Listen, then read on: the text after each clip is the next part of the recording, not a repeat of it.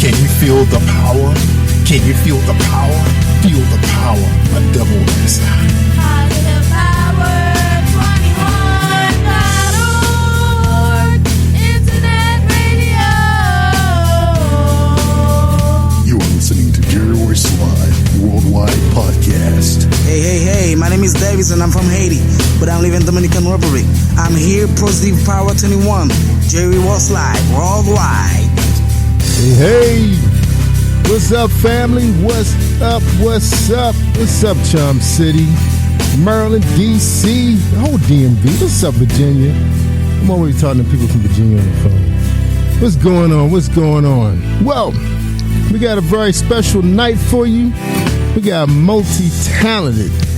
That's right, multi-talented. She's a photographer, an author, and probably do a whole bunch of other things. That's right. Her name is Clair Detrick-Jules. She's here to talk to us. Well, not me, but, well, I'll say to us and to Kelly. So Kelly Holland's going to be our interviewer for the night. You guys are always tuning in so faithfully on Mondays and Thursdays. That's right.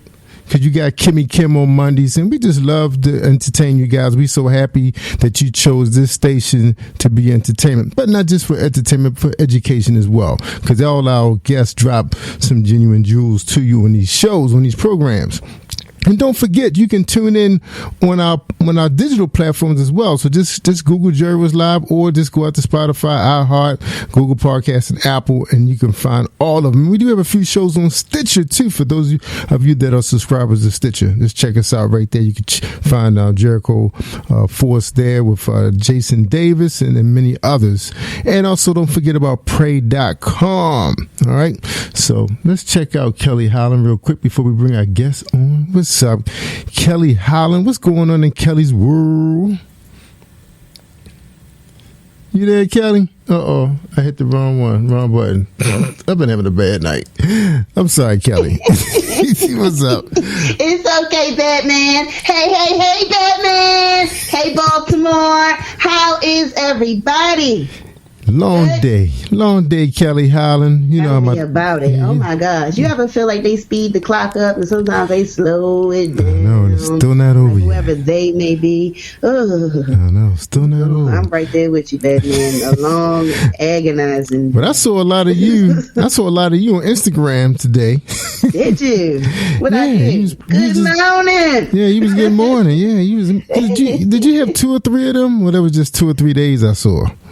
I know, right? I should keep it up. I'm gonna keep it up. Good morning. It's funny. That's right. People need that in the morning. They need some laughter, man. Some goofiness. All right. Thank you for the inspiration, Batman. I shall continue. Yeah. And for those of you that's tuning in, you guys probably saying, well, I'm listening to some new programming. Yeah, we got a lot of new programming coming your way, especially on the weekend channel. You guys probably been listening to the Hair Radio Morning Show with Kerry Hines. Just this week, he had a gentleman that was the assistant to Murray Wilson. He the one that found Murray Wilson deceased in her home. He had just left, I think, the day before to run some errands for her and came back.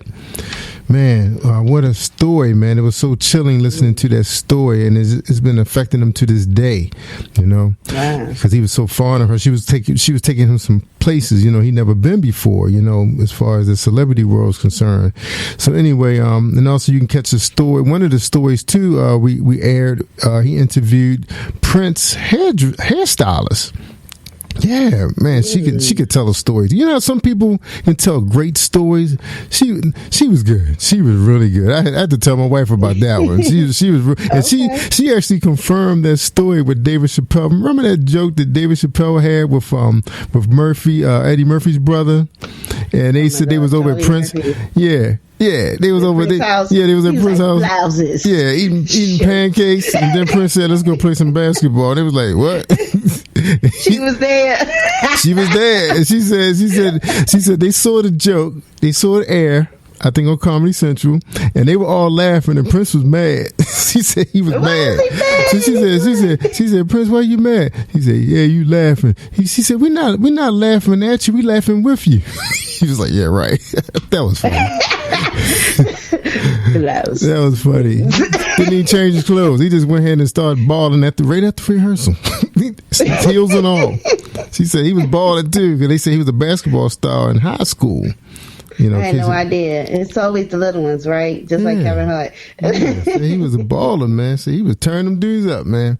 So anyway, you got to tune in. Most of those broadcasts start around lunchtime, so you catch us at noon. Those broadcasts, and you catch also Fire with Ron E. Jefferson. He brings some very intense testimonies with people, you know, in the Christian community.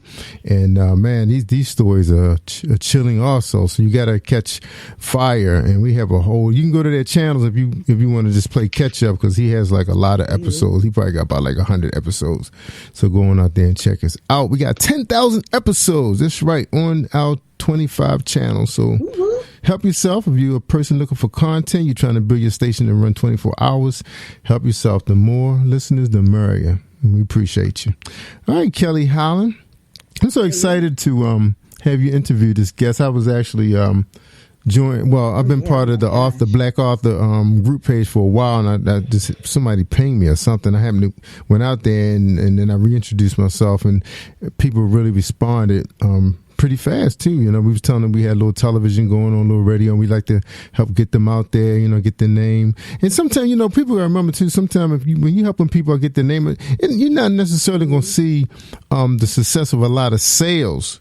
But the thing about people getting to know your name, you know, people don't always buy the first thing they see or first thing they hear. They want to see you for a minute, get to know you. So we do have radio and television tours set up so our audience can get a chance to see you. And it usually takes about 2-3 months by the time you get to Kelly Holland's TV show. Amen. And many others. So, you know, come join us. We're on many cable platforms and other streaming platforms. And once people Google your name, you got their footprint. That's so important to have the digital footprint. Because people, when they hear your name, they're going to look you up and see how long you've been around. They want to make sure you're not a scammer. That's right. Google me, Barbara. They want to make sure you're not a flim-flammer and a scammer. Exactly. Yeah. So they're going to check. Yeah, they're going to check you out. See how long you've been on YouTube and how long you've been doing this thing. You know, whatever you're doing. So that's so important because it shows if you're legitimate. Like some of us don't have LinkedIn pages. Y'all don't have YouTube channels. You don't have Instagram. You barely have. You change your Facebook page name, and we don't even know what your name is now. So you got to be consistent. You got to keep that thing going, man, so people could trust you. You know, just like the earlier broadcast had Dr. Shirley Clark, and she specialized in prayer and manifestation. But you know, if you ask God for something, he gonna respond back to you. Get your stuff in order. Yeah. That's what he gonna say. Get your stuff in order. All right, Kelly Holland, I had enough talk. I'm gonna let you guys talk. No, man, I'm feeling encouraged. No, yeah, I was feeling it. I was feeling it. Yeah, man. Yes. The spirit is on you. Yeah, I said, right. let him move. But I'm just gonna say, the Black Author page and many others. I've been in some groups with people with disabilities, special ed teachers. I'm actually joining those clubs, getting to know these people, because I think everybody should have an opportunity and a right to be able to share their space, because there's a lot of people that's in those spaces not heard. You know, people who living with disabilities, people who living with parents with Alzheimer's. You know, people are really going through some stuff right now, and sometimes it's encouraging when you hear someone that can lift you up that's going through the same thing you're going through, but they doing it the right way, or they doing it the way that you could be doing it, and you can still talk and be friends. Because you can't be friends with the people you used to be friends with, because they moved along in a different space, and now they driving around an expensive car, and you barely keeping yours on the road because you got to spend your money taking care of your family. So sometimes you got to find people that's in your space so you can continue to enjoy this thing called life. You know, Amen. Yeah. You can't. Come on, Batman. You on the road? I think this is your show tonight. I'm gonna take the back seat. I know. I gotta hear St. Clair though, because she's kind of in that space I enjoy so much. That's photography and cinematography. So we gotta listen to her. So let's bring her out. St. Clair, I was almost the guest. Amen. Kelly almost made me the guest. Almost. So sorry. How you doing? Welcome. The late night. I'm great. How are you? Great. Hello. Yeah, hello. Hello. Welcome. We are so happy to have you here. Thank you for joining us this evening. Of course. Thank you. I'm really excited to be here tonight. Yeah, the pleasure is ours. That's right. I am so excited to interview you. Batman, you did a great job setting up this, and he's the greatest producer ever. We should have a National Producers Day. Right? Do they have Producer Day? Maybe Sinclair, no. Do they have National Cinema Guy Day or Producer Day?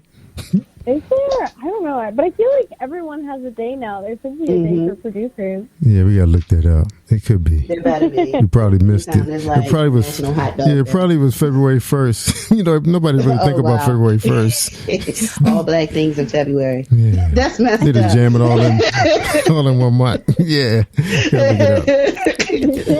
compile it up right there. There that's you right. go. You missed your day. It was in February. But no, that couldn't have been February. That's Black History Month. No, you was in that month too. No, you get it. Yeah, you missed it. That's right. 28 days. That's all you get. That's all you get. Keep doing it. I keep doing it. All right. I'm doing it in a voice because I am.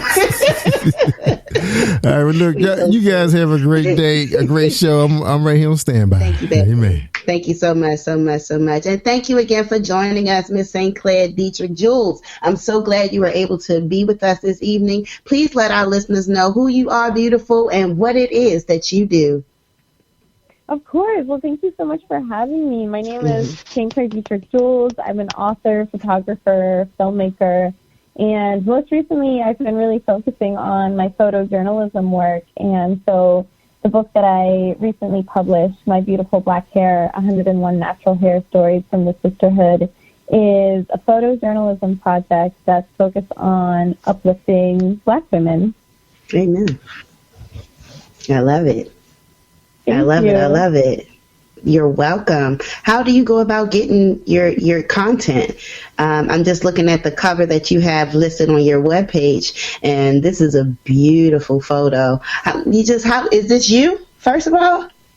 Am I looking at your beautiful face on your website? The book cover or the front page of the website? The book cover. Oh, My beautiful black hair. It's actually someone else, but it's a photo that I took. I figured one or the other, right? And so at first I made the comment on the photo, then I'm like, I cannot omit that it just might be her. Okay, but no, I'm looking at the shot, and everyone follow me. I'm sure she was going to tell you at the end of the show anyhow, but we're on stclairdetrick-jules.com, and I'm just looking at her beautiful photo that she took, and it's very simple, but it's clean and it tells the story. I get it. And I'm curious, how do you go about finding your content? Yeah, so a lot of the work that I do is portrait based. So photos of other people, which makes it fun because it's a collaborative process and I'm always meeting new people. But it's also hard because, I'm always relying on other people to agree to meet up with me. But luckily, especially now, I feel like so many people are open to getting their photos taken. And so for this project in particular, I just was constantly reaching out to Black women with natural hair and asking them if they wanted to be a part of my project. And then whenever they said yes, I said, okay, awesome, let's find a time to meet, And so the content that I take, the photos, I love experimenting with different places, different backgrounds in nature, in front of murals, in front of landmarks, all different kinds of places. And so I try to be creative with the content that I do. I love it. And she is, oh my gosh, these photos are beautiful. I feel inspired. Like I want one like on her website. That's me being vain. But honestly, the inspiration, right? The inspiration, where does it come from? Like, why do you choose hair as your content? Black hair. Why is that the story that you want to tell? For this project in particular, it started a few years ago with my little sister because I have a younger sister she's 8 years old now, but when she was 4 years old, her classmates started bullying her, and she goes to a majority white school, so she doesn't see other people who look like her every day, right? And so her classmates were bullying her. They told her that her afro was ugly. And when I heard that, I was like, no. Wow. We're going to correct this because, her hair is beautiful and afros are worthy of so much love. And so that was the inspiration behind this project and why I started focusing on hair. It was really, I would say a project, a labor of love for my little sister. That's how it started. That's beautiful. That's very beautiful. And I'm so glad you were able to empower her. You're welcome. And now she can say, there's a whole book about this afro. How about that? With a little sass. Beautiful. Beautiful. As I peruse, I see that you take a lot of time to focus on multicultural people and that you're also calling out as the community helper in this way. You're photographing their experiences. Have you always delved into this area of service when you wanted to focus on your content? Not necessarily. I mean, when I was younger, I wasn't as passionate about social justice as I am now. But after sort of my college years and just there was so much activism on my college campus, and I really started learning more about injustices going on in the world. And that's when I really decided that I want to focus my work on marginalized groups. And I think that with photography and film, it's a really cool way to do it because it humanizes us, right? Those of us who are part of these marginalized groups. Absolutely. When you're out there for a natural cause, of a social cause, what type of artifacts do you bring, and what type of media is it that you're trying to definitely bring to the focus of everyone? I'm just curious, like, how does that actually work? You see it. I'm not the person that's out there, so I see it. But I'm grateful that you want to show it all and make sure that we are a part of it. Like, what is it that you make sure that you have to have with you? Like, how are you seen and focused? Like, what is it that you do? Or is it just with the movies? Like, hey, this is how I want you all to see the work. You mean in terms of... You mean, what do I bring with me when I'm creating my content, when I go take photographs and videos? Exactly. Like, is there some type of theme? Like, how do you do it? Like, where's the inspiration coming from? Like, was it always just immigrants and social justice? Has it ever been for any other causes? Oh, yeah. So, I mean, I think that, in terms of immigration, my dad is an immigrant from the Caribbean. He's Afro-Caribbean. And I grew up in Washington, D.C., which obviously has such a huge immigrant population. And so I think... Oh, my gosh. I think, yeah. Like, is there one that you could pick? Or, like, I don't know. It's like you turn down this street, you got this music, this food, and I love to learn cultures that way. D.C. is definitely a melting pot. I think it's a great place. I think D.C. is the UN, It's the United Nations. I love it. But you said you grew up in D.C.? Yes, I was born and raised here, and I love it. And so, I was sort of surrounded by these immigration stories growing up, including from my father. And then when I went away to college, I started seeing systemically the ways that immigrants are marginalized, and so that's why I started really getting interested in immigrant rights. And then, but I think that all of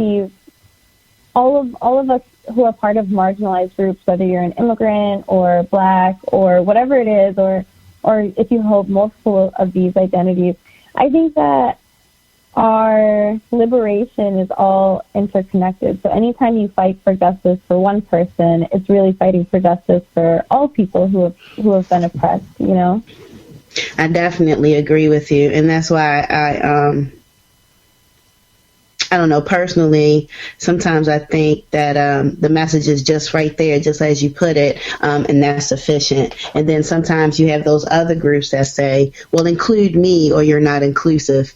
And it's like no one even came across that line. It's like you just want to be heard. And now I'm mad, or now I'm the bad person, air quotes. Now I'm the bad person because I mentioned it. And sometimes I think it's like, mind your business, Karen. Like, just you do what you do. We say nothing because it's okay.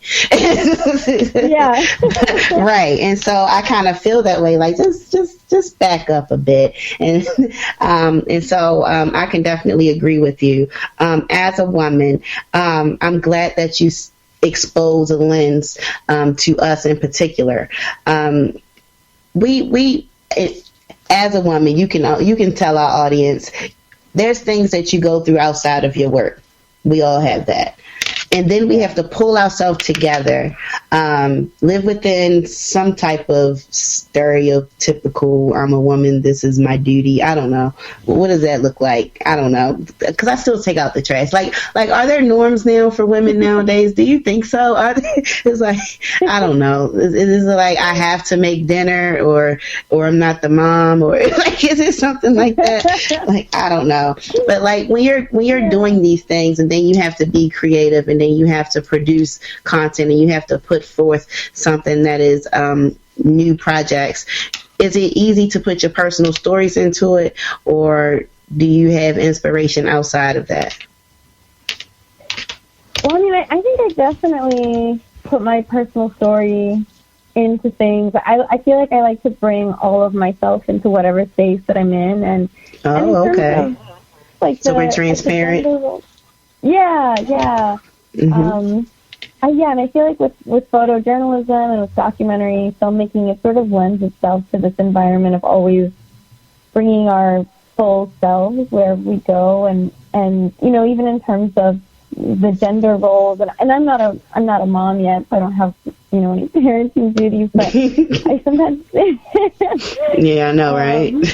Yeah, I imagine that's going to be like a lot of work. So that's also why now I want to get a lot of my art stuff out there, but before I have kids and sort of dedicate my life to them. But yeah, mm-hmm. So I really do try to just be myself at all times, and I think that when I share myself and my story and who I am, I found that other people are more willing to open up to me when I'm interviewing them. So that's been nice. Awesome. So what is your story? Because I see on your website you have the 30 days and 30 stories. Is your story a part of this series? No, that story was only focused on Latinx youth in D.C. Mm-hmm. And so, but I mean, growing up in D.C., some people call the neighborhood that I'm in, some people call it like Little Central America or Little El Salvador, because there's so many Central American and specifically Salvadoran immigrants here. And so I've sort of been hearing these stories, and I think, since I was a child, and I think that's sort of part of why I was so interested when I got into filmmaking. I was so interested in capturing these stories because I wanted to know more about my neighbors. I wanted to know more about my classmates, just the people around me who were my friends, who were always in my community. I wanted to learn more, and I'm interested in this idea of home. In immigration talks, the idea of home comes up a lot, and I think, I don't know if you ever feel this way, but I sometimes mm-hmm. feel like as a Black woman in America, I wonder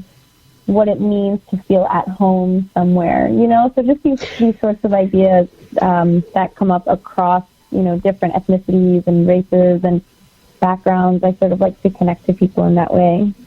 Oh, okay. What, there's a story here and it says, I will not call you Poppy. What was that about?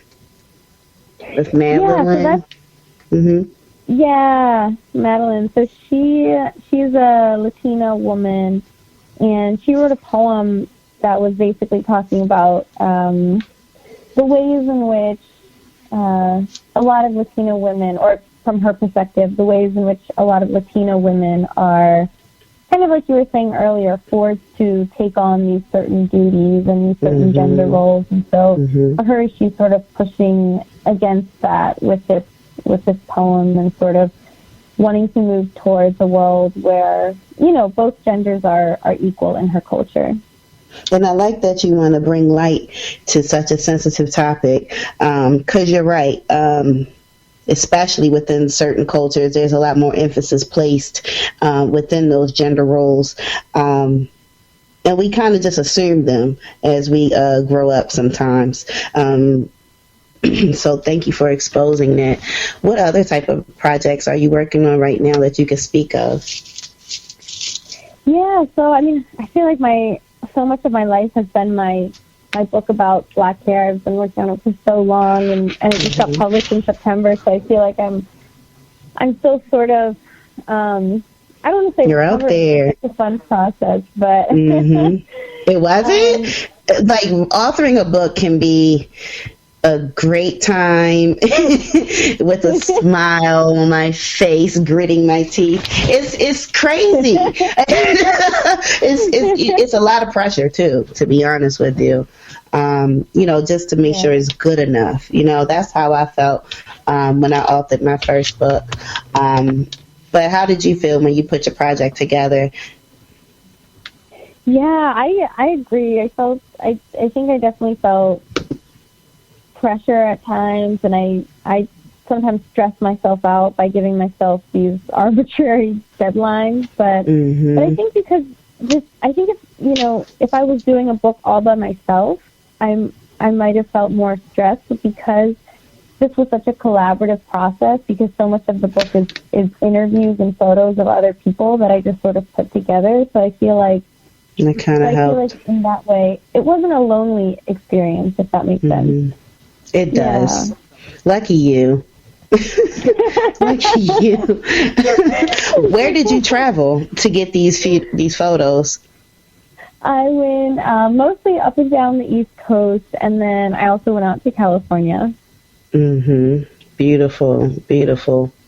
Thank you. You're welcome. I was just curious, how did you get your training in photography and cinema?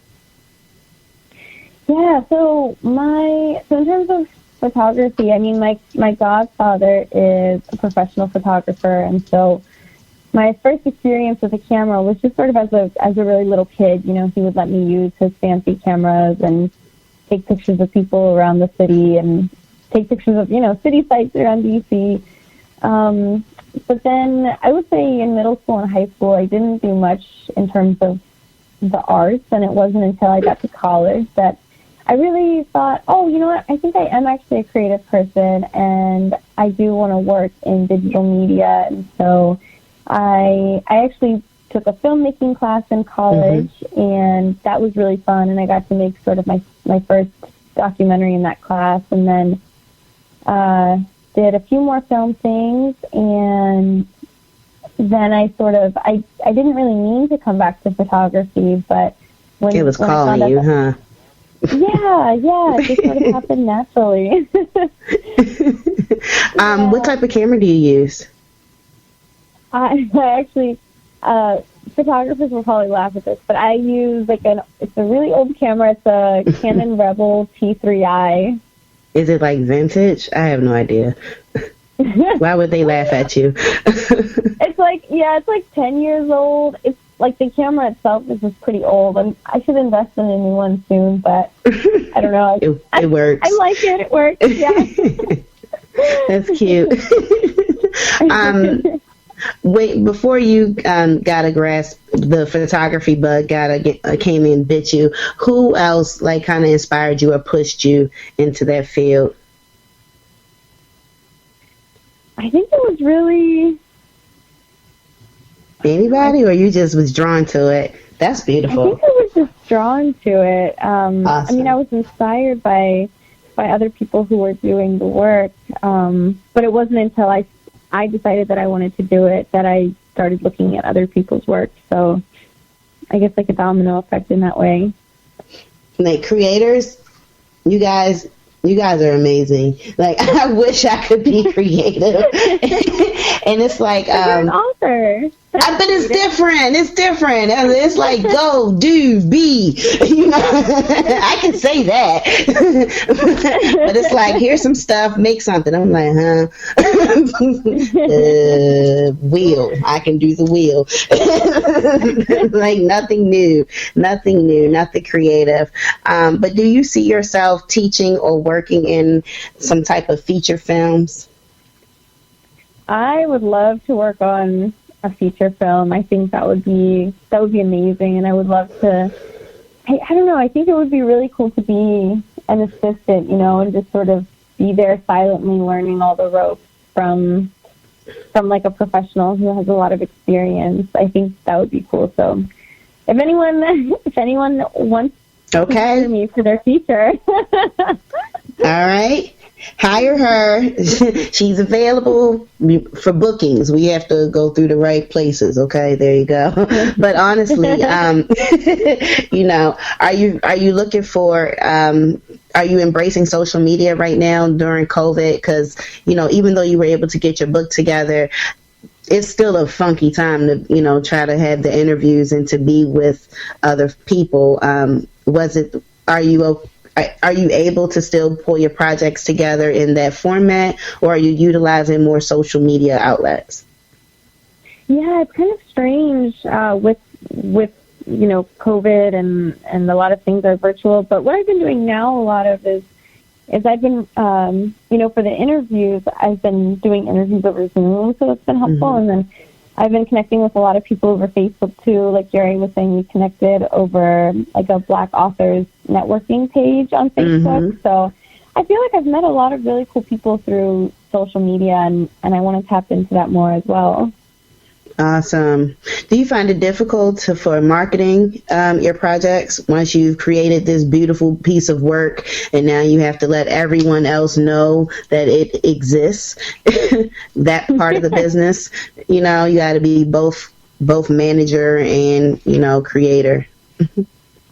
Yeah, I guess that's been difficult. That has been difficult. My publisher is, you know, helpful with publicity, but even when you have a publisher, you as the author, you know, still have to be the sort of main captain of your ship, guiding all of the publicity efforts. And so, especially because this was my first book, for example, it was challenging for me to navigate the whole marketing and publicity process and figure out the steps. And I like social media, but I've never done much social media marketing, so that's new to me. Mm-hmm. And then sort of reaching out to journalists and getting media hits. A lot of that is new, and there's a learning curve. But now I feel more confident, you know, going into future projects, having this background now.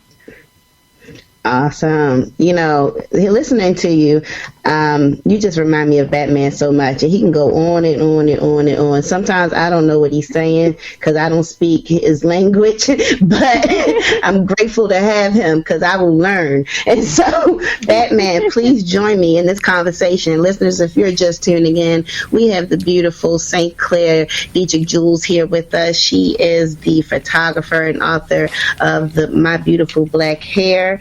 And Batman. Hey. I'm sure this is your best friend. I'm sure you have so many questions. Did you hear her camera? Yeah, I heard her talking about the camera, and it's funny because we purchased my youngest son. You know, he's in college for communications, and you know, in St. Clair, you know, being in school, when they throw you in that communication program, it's like everything, you know, everything but the kitchen sink, and it's like being in a candy store because you know, when you're a creative, it's like whatever you get your hands on, you know, you're gonna respond to it, right? Right or wrong? Yeah. So what was your major in college? I think I missed that part. So my major was actually unrelated. It was French and Francophone studies. So Francophone is anything having to do with the French-speaking world. So, yeah, that's what I did, which is kind of pretty unconnected to filmmaking and photography. But I liked a lot of the classes, so that was nice. Right. So you self-taught in photography? I am, for the most part. Yeah, I mean, my godfather has helped me with the photography. You know, he's sort of given me a few lessons, but for the most part, I guess I would say I learn on the job. Yeah. So that kind of remind me of my journey in it, because I remember when cameras first came out, you know, especially when Canon came out with the digital cameras, it was incredible because you didn't have to worry about film. And I actually started out with film, you know, when that was really popular. I'm not even going to say what year it was, but I used to shoot my son's mother and my bike. I was really into bike riding, and my bike was like a work of art. And I used to love finding the angles and, you know, the landscaping with it, you know, and she was like my model. And then when I got to college, you know, when they showed when the computers were there, and then you had the studios and everything, and it was like, pick one. I said, I'm going to be here a while. So I was, my first 2 years turned into 3 years, just taking everything. And then just understanding how people think, because you have to take some psychology courses so you can understand how, what you're dealing with when you deal with your subjects, because that's so important. But then later on, I ended up in front of the camera as well, because I ended up hosting a TV show that was a pilot in DC. And then my brother was a model, and sometimes I had to be part of that because they never always had enough male models. So my journey was kind of, in front and behind the camera. So then when it all went digital, it really became really super incredible, especially when Amazon came along and they made the setup equipment cheaper. Because, you ever look at those prices on some of those photography websites? It's crazy. Yeah. Big investment. Right. It's a serious investment. And I remember my oldest son, he attended Morgan State University for communications. And when they were switching over to get more, I guess, LED equipment, lighting and stuff, they gave him all their old stage lighting, which that stuff was hot. Those lights are hot, man. You can light up an auditorium. But then, so we had a chance to have a lighting kit for free. So we had to understand how the old way of lighting worked, because then you have to use whiteboards and all that stuff to bounce lights around. Now you don't have to do all that stuff. You working you can tell if the equipment if you want day or night lighting. So that had to be the challenging part for you. Now, did you ever get a chance to work with some of the newer digital cameras that's out there now? Because now it's like you got to take tutorials on this stuff. People just can't tell you how to operate it. So what's your journey been like with the cameras? I know, that's something that I actually want to explore more, because like I was saying earlier, I still have a really old camera that I use for photos, and I got recently a Panasonic, well, a couple years ago, I got a Panasonic, which I like a lot for videos, but I don't know, I think, to be honest, sometimes I get overwhelmed by all of, like you were saying, the bells and whistles, and it feels like there's just so many different options, and I'm just an indecisive person in general, and so I get overwhelmed by all the different things you can do with new cameras. But I do want to, at some point, I do really want to invest time and money in exploring, because I know they've made so many really cool advancements in technology. Yeah, it's come a long way. I think, like, you ever get a chance to listen to some of those interviews that Spike Lee had when he was talking about his journey when he was trying to put Do the Right Thing together. And I think even Malcolm X, he was buying film from the studios that they didn't use. It was just chopped up, and he just got it all and put it in the truck. And I think back then, when they were shooting with film, that was the reason why not everybody could produce a film back in those days, because there was the film itself that was expensive. The rest of the equipment really wasn't too bad. I think you probably still had to. You could rent the cameras because they were worth like $100,000 back when he was shooting, and then they came down to $10,000 with the Red Dragons, and then everything went digital. I think the Red Dragon that used to be $100,000 is now $10,000, but you can still find cameras around $2,000 that shoot the same type of quality, without having to worry about film. You're just dealing with the little digital disc. So it's come a long way. So now St. Clair is more like, as a creator, you can spend more time working on the content itself and not the equipment, because that was always the biggest obstacle for filmmakers, was like just getting the right equipment to do a basic job. So now it's wide open for us now, and that's why you see so many people putting together some really, really great videos. And they help you out too, because you can buy stock videos to help you out with some of the areas that you don't have time for. Yeah, and I've done that before. I've used a bit of stock footage before. It is super convenient, and I love that. Yeah, like you were saying, that everybody can, everybody, even if it's just a camera on your phone, everybody has access to videos now. That's right. Like a movie. That's right. Good quality too. Now it's just about putting out good material. Now you just can't, sometimes you sit there and look at some of those movies like, wow, this storyline is awful, because now they have, it's because they can get the equipment so quick. They can say, hey, my boy got a camera, I'll get him to shoot it. But it's like they don't really spend a lot of time with the content to me, except for your drama. Then they never the TV dramas will always be good, especially your police drama, your detective dramas. They don't pull back no punches on those. You guarantee. But some of your other stuff out there, I think, especially with the big stars, they just try to throw them in a quick movie to make some quick money. They just trying to green light a movie because of the actor. That's when you can start seeing the content itself, the writing suffers. Okay. Yeah.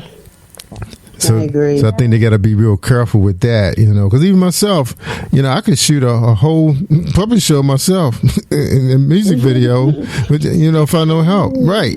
One person could do all the work, but before you needed a sound guy, a lighting guy, a boom grip man. Now you don't. You just two people, because my son and I have shot concerts as well as stage plays, just us. That's how easy it is these days. Yeah. Wow, that's amazing. Oh yeah, and we was learning on the job too. Took some classes on YouTube. Matter of fact, YouTube, for those of you that's out there trying to get into film and you want to do good work, YouTube. Once you start looking at some of their reels and some lessons or tutorials, they start sending you really, really good stuff. I was watching so much of it. Eventually, I ended up in classes with Spike Lee and all. I think Steven Spielberg had a piece out. It was a couple of prominent directors that was like teaching classes on specifics. Like his sound. That's really important. A lot of people don't understand how important. Because one thing I tell people all the time: these cameras, they see well, but they don't hear well. Yeah. So you gotta, So you gotta be really. And that was one of the struggles, Kelly, when I first got into television, was that with Paula now, because Paula has a real small voice. She's not loud like you. I had to put the mic in. Yeah, the mic had to be like around her neck, so people could hear. Yeah, everybody else was loud but her. So I had to give her a separate feed. So it's like that was a really good learning experience, because you never know when you're shooting a production. Especially a stage production, you got one actor that has a small voice, and you still got to have the equipment to be able to pick it up and go back later and post and work on it. And so how you feel about that too, St. Clair, working in post, pre-planning, things that could happen and go wrong and having your backup plan. Have you been at that area yet where you have to really think it all the way through before you went into production? Yeah, sometimes, yeah. Then sometimes I get frustrated with myself if I don't plan it out enough, or if I haven't taken into account like the sound or the background noise or something, and then I get all this footage, and then I go into post, and all of a sudden it's like noisy, or there's something obscuring the vision, or it's a little blurry or something like that. So I try to come in prepared so that I won't be mad at myself for having to do all these edits and post-production, because I feel like it's always easier to take the precautions ahead of time, as opposed to fixing it afterwards. Exactly. I used to always wonder why photographers used to have like 3 cameras on them. I thought maybe because they can switch if I had to change film. It's because they have them with different settings. Depending on close shots, far away, and so forth. So they have to worry about popping the lens off and changing the setting, and then they go back and say, "What the heck did I do that?" Because it's so easy to change the settings on these things because they're so sensitive, very sensitive. Especially the touch screen. Yeah, they touch screens now, and it's a beautiful industry. I mean, I love both television and film, and most of all, I love editing too. But I only like editing because I'm editing my own work. If I had to do somebody else's work, it probably would be a little frustrating, because no matter what, you got to make it look good. I feel the same way. Yeah. So let me ask you too about. I know Kelly touched a little bit about the pandemic, so we got a few more minutes left.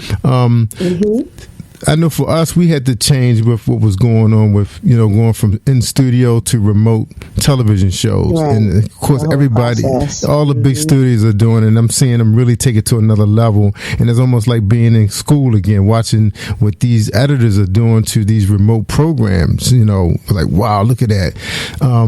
How's it affect you, as a cinema and a photographer? Yeah, I mean, I've been doing a lot of things over Zoom, and last school year, I actually was working with this middle school. They were sort of doing the kids were doing this project, and the school wanted me to document it in documentary format, and so all of that was over Zoom, and that was my first time. That was my first time doing that because I didn't shoot any of the footage with my camera. I just recorded everything over Zoom, and so that was kind of difficult because then you have, every student has a different, setup, has a different mic, different sound level, all of that, and so that sounds really difficult, right? Yeah. How did you navigate that? Oh my. Yeah. I tried to add music so that you couldn't hear the sound difference. Yeah, that's always a go-to. That's a little trick. Yeah, the go-to move. And try to ask them thoughtful questions so that the content was good, at least, even if the quality itself wasn't top notch. Awesome. Yeah, that's right. I love it. Tricks, yeah, you gotta use them cinema tricks. I feel you. Tricks of the game. Yeah, and that is a challenge too. But the funny thing, I didn't realize that Zoom is only a few years old. I think the company just was existing since 2018. Yeah, they haven't been around long. Yeah, I actually saw. No. Zoom been around way longer than. No, I was actually watching Bloomberg yesterday, and the guy that actually owns the company, he was stuck in Asia. He just got his green card in 2019 to work for Microsoft because they had a company, a video conferencing program that he worked on as a project manager called WebEx, and you probably see them because they actually were Zooming. Not Zooming, they were video conferencing Jimmy Kimmel's show. WebEx, and that was owned by Microsoft. So he ended up starting his own company. Started his own company. That's why we call you the Batman. Yep, only a few years old. I was shocked too. I thought that because we thinking about Skype. Skype been around for so long. I was thinking about Skype, and they still struggling. And Skype still haven't gotten it right. And now this guy, and I'm gonna tell you too, St. Clair. One of the things I like about Zoom is he separates all of the sound bites. Like everyone's video, voice audio is a separate file. Yeah. So when That's so convenient. Yeah, I love that. Oh man. There y'all go. Yeah. Doing that thing again. But you need that because you just know because this thing about Zoom is really some companies or television companies' primary way of filming now because everybody. But it's been a blessing to us too because we've been able to get guests that otherwise would be difficult to get because then they would have to travel to Maryland. Yeah, and they can just stay in the comfort of their own. So the people just need to invest a small amount of money to put together a small space to make it look presentable and lighting. That's it. Or a nice webcam. You have your little Zoom closet. Yeah. We really should just go ahead and get it set up. And I truly don't understand why we never really had more flexibility in our workspaces anyway. But I don't think this is something that we need to stop doing. But a Zoom closet sounds very professional. It's already set up. I think that's something that needs to become mainstream. Yeah. I mean, I think as people market themselves, because I was just watching Bloomberg again. Is one of my favorite shows on Samsung Plus. Yeah, free Samsung. If you got TV, a smart TV by Samsung, they got a free enterprise. It's free everything. They got like 1,000 channels. But anyway, I was watching the show, and they was showing these Asian over in Asia. They use live to promote their products. Like this one girl had this little space in her room, and you would have thought she was in a store the way she had her bags lined up. It looked like it was a store, but then when they showed her, it was just maybe 4 feet wide. Wow. Yeah, she knew how to position her camera, and she was selling, designer bags, and she was getting the lights was coming in there, and she was moving product. Yeah, had a little friend. Replica. Yep, her friend on the other side was communicating and dropping the links so people can buy, and it's a real popular thing over there. Is doing live broadcasts for. Selling merchandise. That's huge with them, and they use and they have really a lot of. This kind of was coming off like a game show.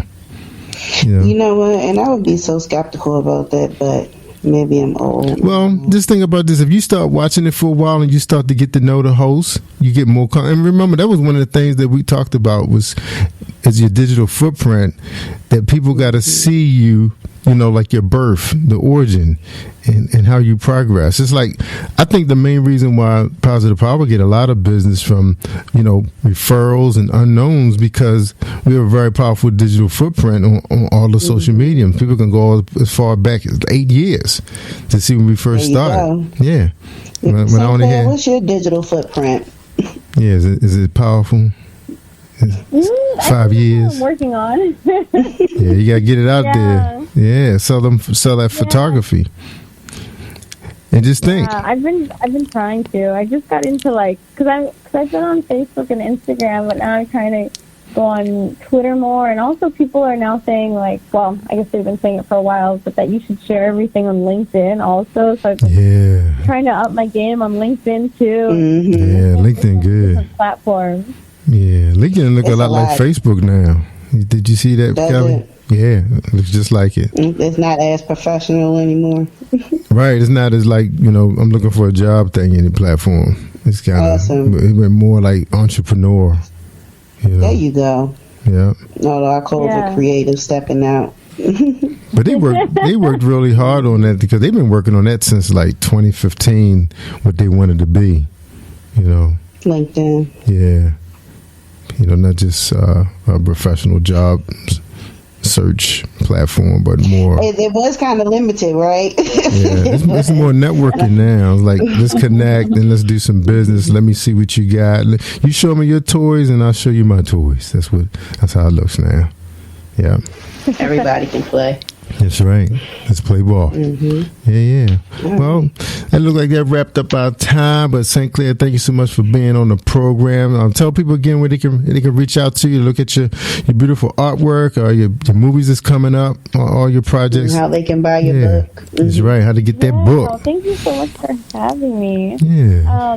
So people can go to mybeautifulblackhair.com. So just all one word. www.mybeautifulblackhair.com, and from there there's all the links to buy my book. And then also for this month, for Black History Month, my book is available at Target across the United States. Oh, wow. You can also check it out there. And then you can also follow me on Instagram at mybeautifulblackhair, or my full name, which is at St. Clair Detrick-Jules, so STCLAIRDETRICKJULES. It's a very long name, so if you can't remember, you can just go to My Beautiful Black Hair. It's easier. That's right. My beautiful black hair. And you should be able to combine both that black hair and your cinema together, because that's one of the biggest things going on YouTube, is people showing how to take care of their natural hair. I watch those channels all the time. Yeah, you're right. Yeah, I got what you call COVID locks. Hair based on them? Yeah, I love those shows. My daughter does. Yeah, right. My daughter loves it too. Yeah, they use it. Yeah, rice water. Yep. There's always somebody trying to show you how to grow your hair faster, make it softer, and longer. They got hair chemists on there that actually tell you what minerals and essential oils to use to get that fast, strong growth. Yeah, it's really popular. Yeah, you gotta make you gotta make a channel just for your book. Yeah, she's working on it. Yeah. She's not working on it yet. Yeah, she will work on it. Yeah, you gotta get that up there. Yeah, you letting money go out the window. Yeah, Batman don't leave nothing on the table. That's right, I leave nothing on the table. I got mouths to feed. There we go. And education to pay for. That's right. That's right. There we go. All right. Thank you for joining us again. It was a pleasure to have you. Listeners, please go out and support her book. And also, please join us every Thursday evening from 10 to 11. You have just enjoyed a night with Batman, Jules St. Clair, and Kelly Holland. Don't forget to tap back into your unspeakable joy and have a great evening, everybody.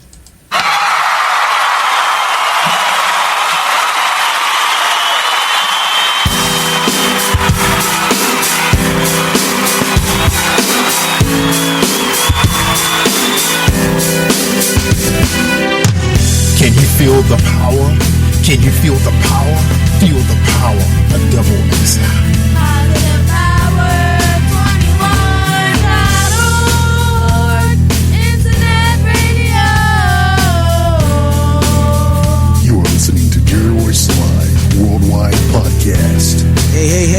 name is Davis and I'm from Haiti, but I live in Dominican Republic. I'm here, Positive Power 21. Jerry was live worldwide. All right, everybody, thank you so much for joining us. Don't forget to check us out on our webpage. Webpage. Check out skeetjones.tv and Skeet Jones merch. That's right, .com. Skeet got merch. You guys got small kids looking for laughs? That's right. Check out Skeet Jones. Come on Brick TV. That's right. You can check out schedules out on my page. Go out to Jerry Royce Live. You find everything. Tell my dad that every time he was like, "Where can I go to your website?" Nope, just go out to my Facebook page, y'all. Everything is there. You find about all our podcasts, all of our television program, all the cable shows, everything. Right there on Jerry Royce Live. And we thank everybody for tuning in and catching us every Thursday from 10 to 11, like Kelly said. And don't forget about Kimmie Kim, 10 to 11 on Mondays, and the rest of the crew.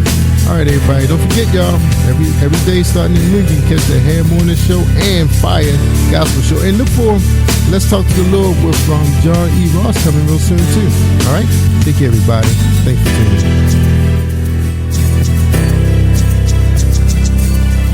You are listening to Jerry Royce Live Worldwide Podcast.